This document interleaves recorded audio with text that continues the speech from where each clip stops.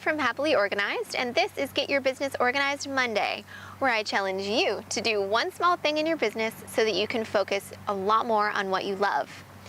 This week's challenge is one that I'm sure a lot of you are avoiding.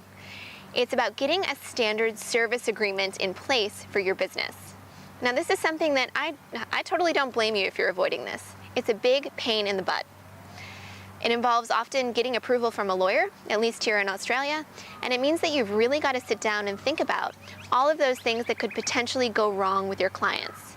Now, especially for women, this is a really hard thing to do because we always want to see the best in other people. It's very hard at the beginning of a relationship with a client to then think what could go wrong, and especially around payment terms, not finishing a project, all of that. We just kind of go into avoidance mode when we think about this. All right, so I know that it's challenging, and that's exactly why I'm bringing it up this week.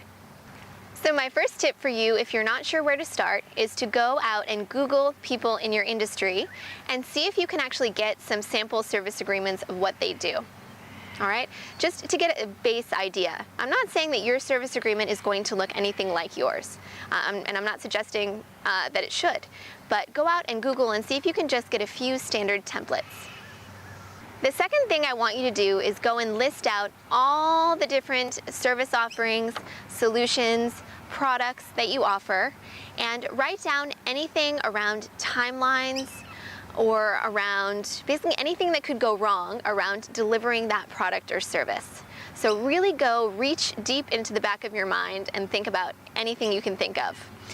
So, for example, often I will do website development for solutions. So in my service agreement, I've got to think about the potential timeline.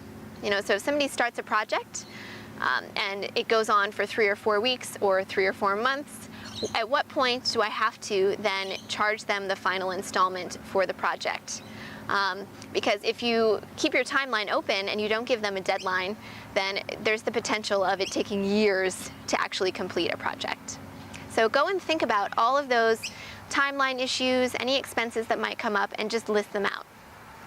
My third tip for you, or the third thing I really want you to do, is go and then consult with a lawyer.